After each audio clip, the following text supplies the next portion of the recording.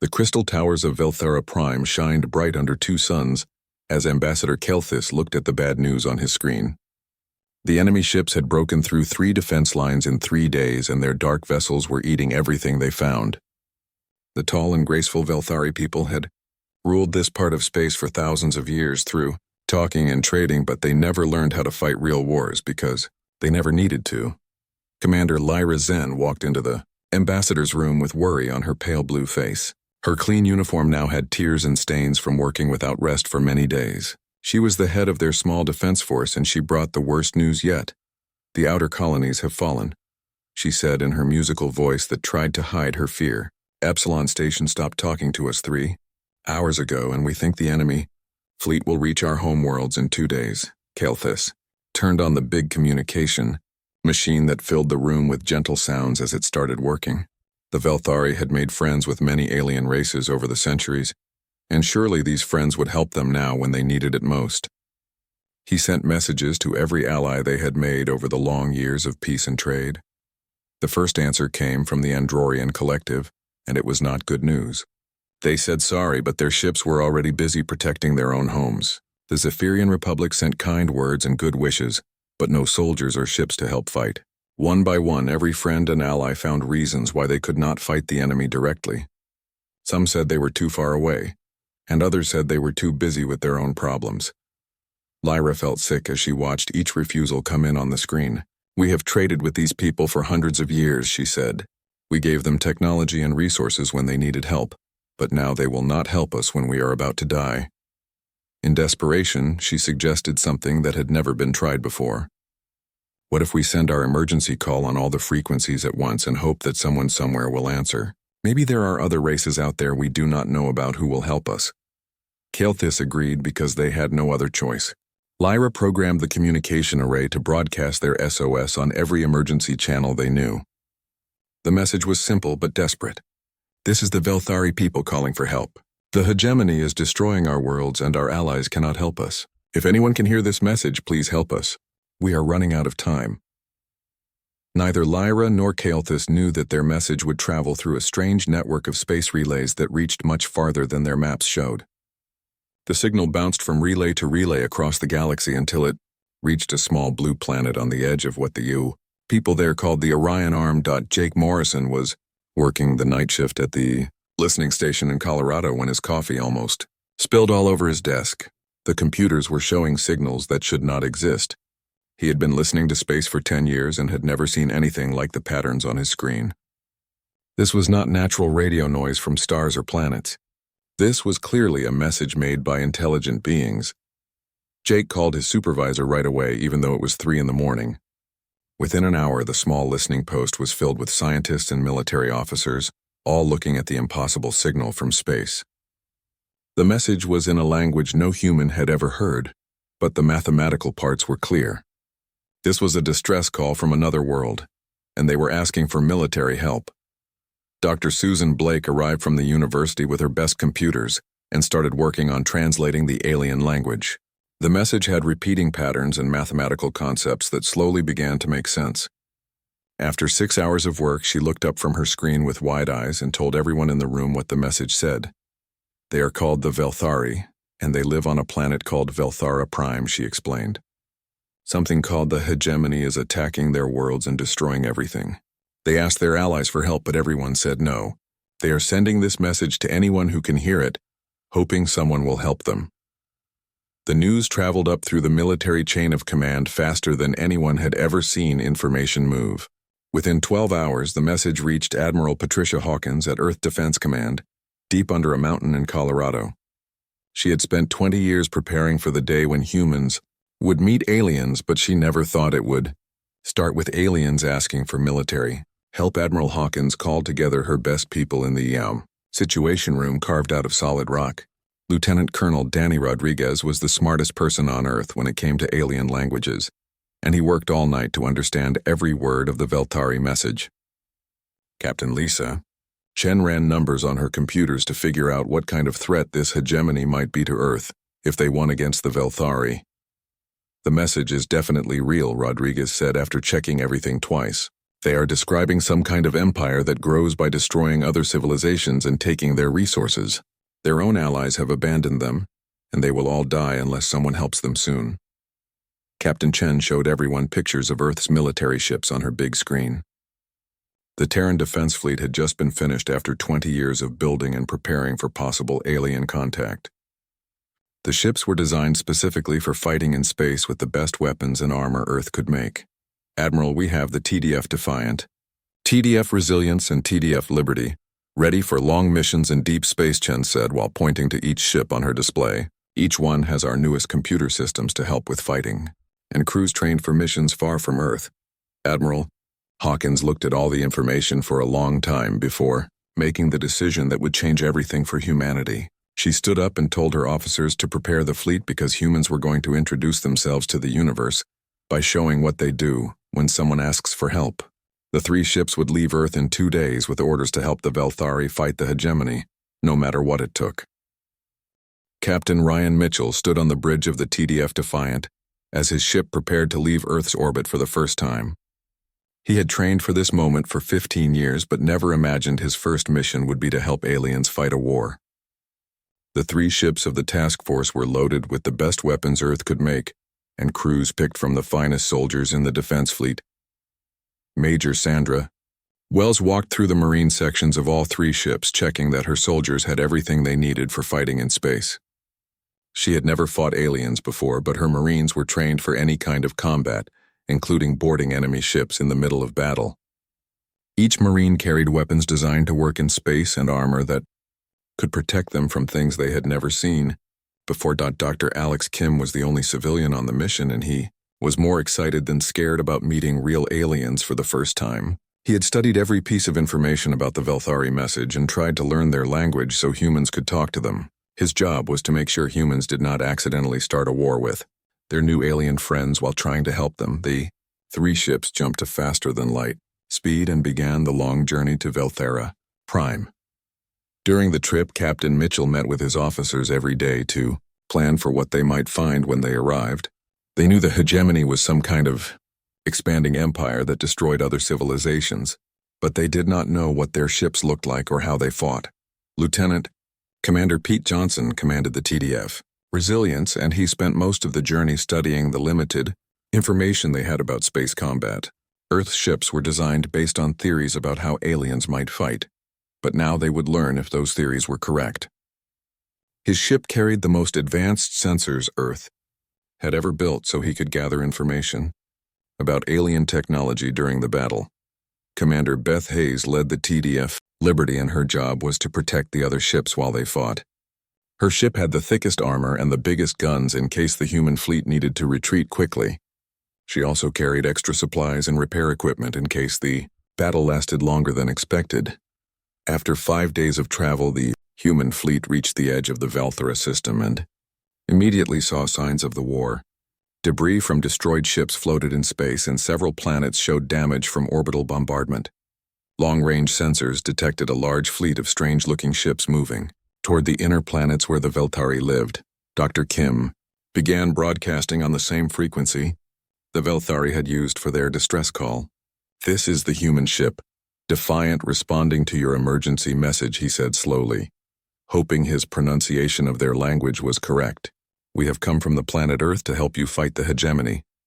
The response came back within minutes, and it was full of confusion and fear. "Unknown ships, please identify your species and tell us what government you represent," said a voice that sounded like music even through the radio.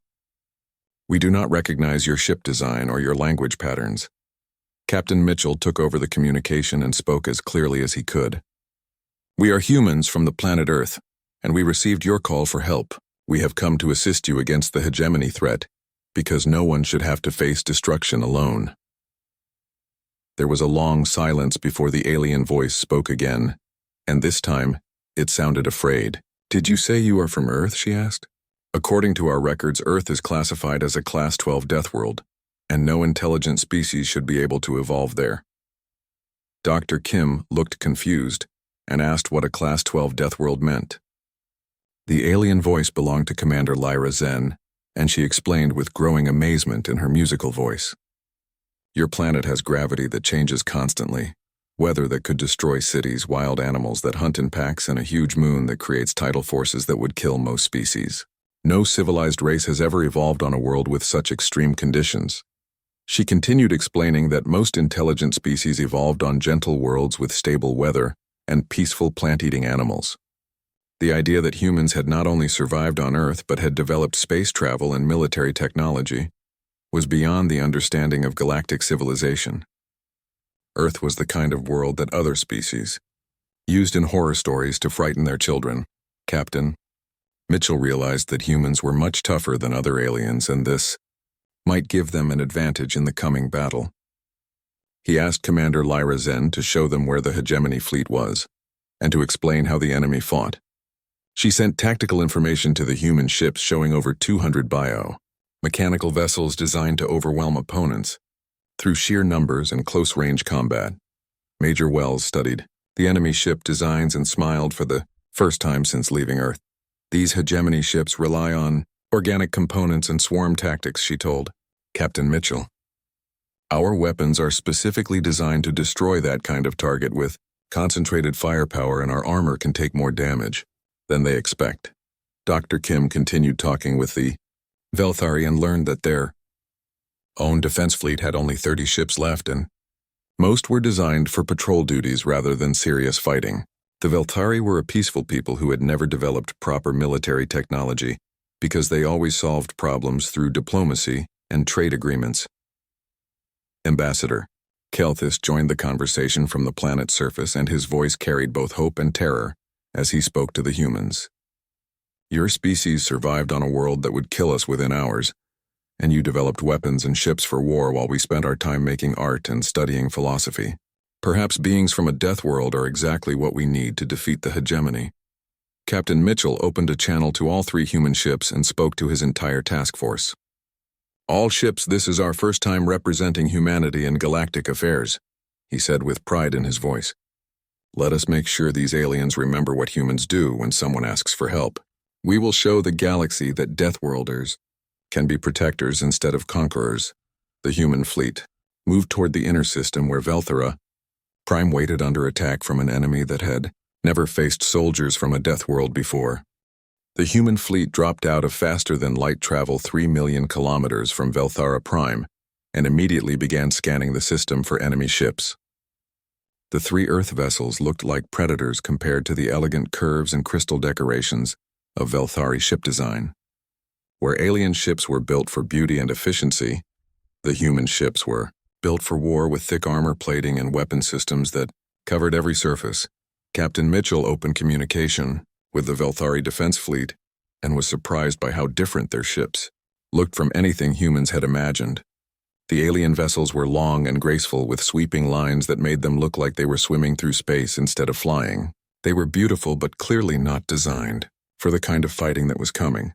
Commander Lyra Zen responded from her command ship orbiting above the Velthari homeworld, and her voice carried amazement as she looked at the human fleet on her sensors. Your ships are unlike anything in our databases, she said with wonder. The hull thickness alone is greater than our entire vessel width, and the power readings from your weapons are beyond our measurement capabilities. Dr. Kim took over communications and tried to explain human ship design in terms the aliens could understand. We come from a world where everything tries to kill everything else, he said carefully. Our ships are built to survive damage that would destroy other vessels, and our weapons are designed to stop threats quickly before they can hurt us. The conversation was interrupted by alarms from the Velthari sensor stations.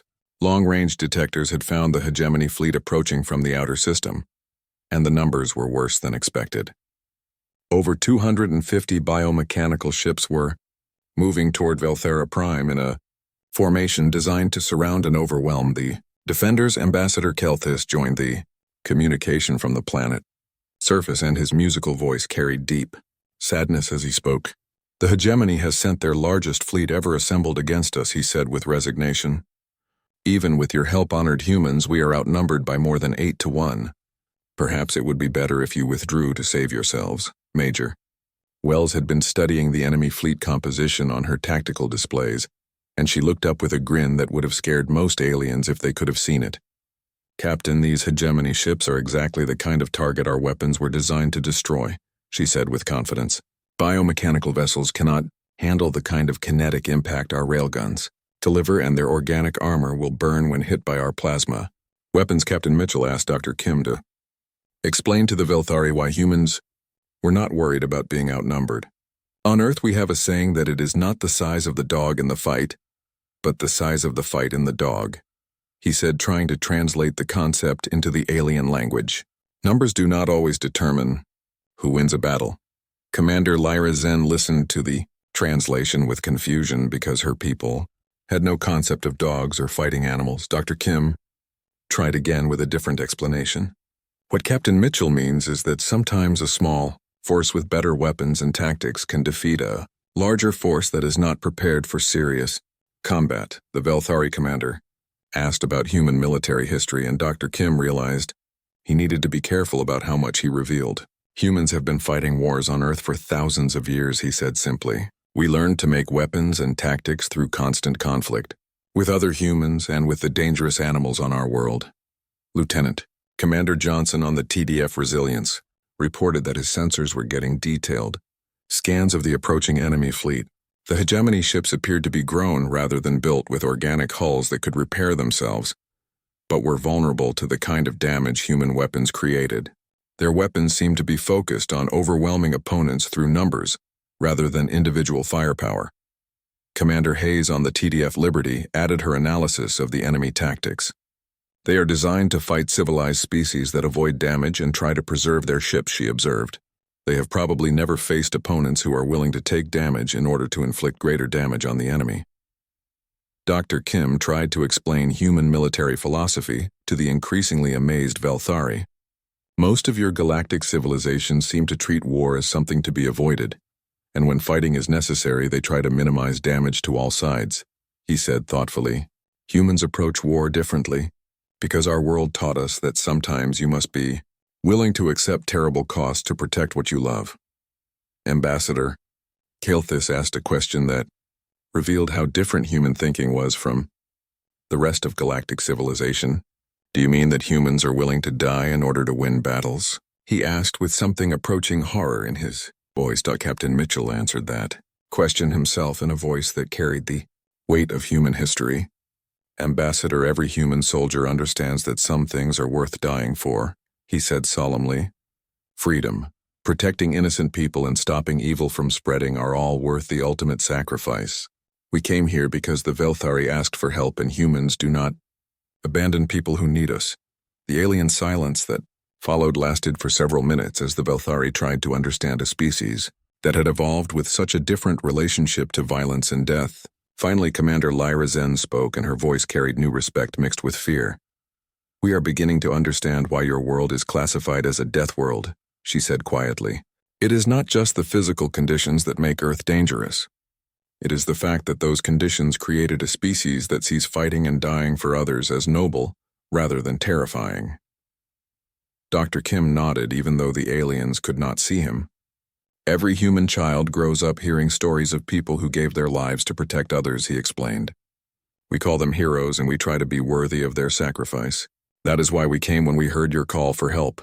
The hegemony fleet was now close enough that individual ships could be seen on the displays. Captain Mitchell opened a channel to his entire task force and prepared to give the orders that would begin humanity's first interstellar war. The 3 human ships moved into attack formation, while the Velthari defense fleet stayed close to their homeworld, hoping to protect their people from the coming destruction. The battle began when the hegemony swarm detected the human ships and immediately changed course to engage what they thought were just 3 more vessels to destroy. The biomechanical ships moved in perfect formation like a school of predatory fish flowing through space toward their target. What followed would change everything the galaxy thought it knew about warfare. Captain Mitchell gave the order that started humanity's first interstellar battle. All ships engage at will and show them what Deathworlders can do, he said calmly into his communication system. The 3 human vessels accelerated directly toward the center of the enemy formation, doing something no civilized species had ever attempted in space combat. Commander Lyra Zen watched from her command center above Velthara Prime as the human ships moved with deadly precision through the hegemony swarm. Where her people would have used energy shields and careful maneuvering to avoid damage, the humans simply absorbed enemy fire with their thick armor and kept moving forward. Their weapons fired constantly, creating streams of destruction that carved through the biomechanical vessels, like knives through soft flesh. The TDF Defiant, under Captain Mitchell's command, demonstrated human tactical thinking by flying straight through the center of the enemy formation while firing in all directions at once. The hegemony ships had been designed to fight opponents who followed the established rules of galactic warfare, but humans had never learned those rules. Instead, they fought with the savage efficiency of predators who had evolved on a world where hesitation meant death. Major Wells coordinated her Marines for humanity's first boarding action in space as Lieutenant Commander Johnson brought the TDF Resilience alongside a hegemony command vessel. The armored assault pods that launched from the human ship would have been considered suicide weapons by any civilized species, but Wells and her soldiers treated them as just another tool for getting the job done. The Marines smashed through the biomechanical hull of the enemy ship and found themselves in corridors designed for species with delicate bone structures and peaceful temperaments. The aliens inside had never faced soldiers from a world where warfare was embedded in evolutionary psychology. Wells and her team moved through the ship with practiced violence, destroying control systems and eliminating resistance with terrifying efficiency. These passages are built for fragile creatures. Wells reported to Captain Mitchell as her Marines systematically took control of the enemy vessel. They never expected boarders who could simply break through their defensive barriers with personal weapons and raw physical strength. Dr. Kim monitored communications from the flagship and began to understand why the galaxy feared Deathworld species, even though none had ever been encountered before. Humans did not just fight, they excelled at warfare in ways that peaceful civilizations could not comprehend. Every aspect of human military technology was designed by a species that had battled its way to dominance on a planet filled with creatures that wanted to kill. Them Commander Hayes brought the TDF Liberty into the thick of the fighting and demonstrated why human ships were built so differently from alien vessels. When hegemony bioweapons struck her armor, they simply bounced off or exploded harmlessly against plating that was thicker than most alien ship hulls. Her return fire from the massive railguns, mounted along the ship's spine, punched completely through multiple enemy vessels. With each shot, the hegemony swarm began to break apart as their simple tactics failed against opponents who seemed immune to damage and impossibly aggressive in their attacks. The biomechanical ships were designed to overwhelm civilized opponents through numbers and fear, but humans responded to both with increased violence, rather than retreat or surrender. Lieutenant Commander Johnson reported tactical analysis to the fleet as his sensors gathered information about enemy capabilities. Their organic armor repairs itself slowly, but cannot handle kinetic impacts above a certain threshold, he observed, while watching his plasma cannons burn through enemy hulls. They also seem to rely on psychological warfare that has no effect on human personnel. Major Wells had taken control of 3 hegemony ships with her boarding parties and was learning valuable intelligence about enemy organization. These creatures have never fought a species that treats close combat as natural, he reported, while his Marines secured another vessel. Their personal weapons are designed to incapacitate rather than kill, and their defensive positions assume attackers will try to minimize casualties. Dr. Kim realized that humans were not just winning the battle, they were redefining what galactic warfare meant. For millions of years, civilized species had engaged in conflicts that were more like elaborate dances, with rules designed to limit destruction and preserve life. Humans approached war as a problem to be solved through the complete destruction of enemy capability to resist. The turning point came when Captain Mitchell ordered all 3 ships to concentrate fire on the largest hegemony vessel, which appeared to be coordinating the entire swarm. The combined firepower of the human fleet struck the biomechanical command ship with weapons designed to crack planets, and the result was spectacular. The enemy vessel simply disappeared in a ball of superheated plasma that consumed 6 nearby ships in the explosion. Commander Lyra Zen watched the destruction with amazement and terror as she realized that humans did not see overwhelming firepower as excessive but as the most efficient way to end conflict quickly.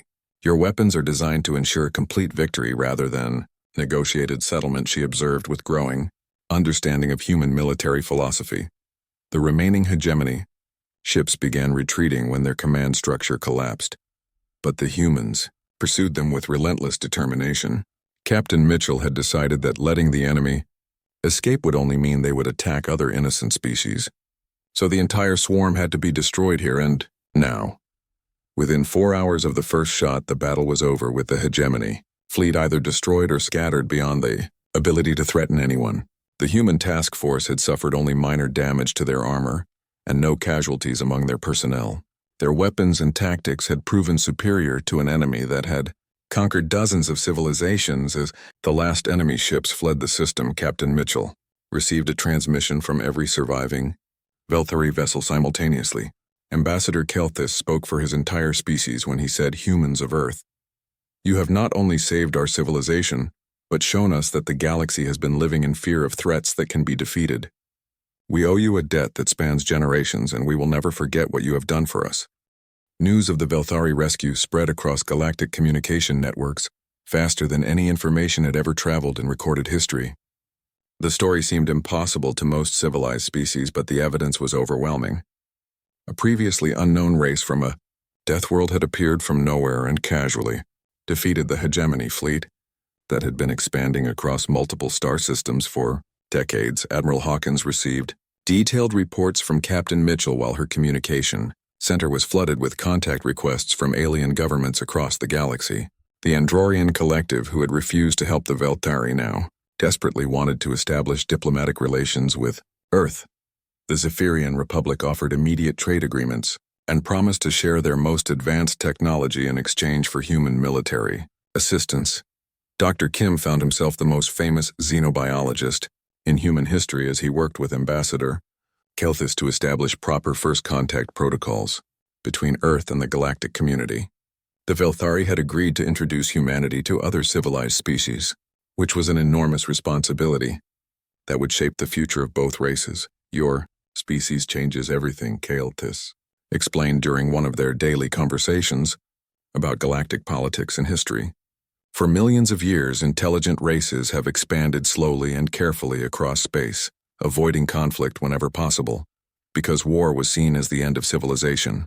The idea that a species could evolve to be naturally capable of warfare while maintaining stable societies challenges our fundamental understanding of how intelligence develops." Captain Mitchell returned to Earth as humanity's first interstellar war hero, but the victory brought new challenges that no one had anticipated.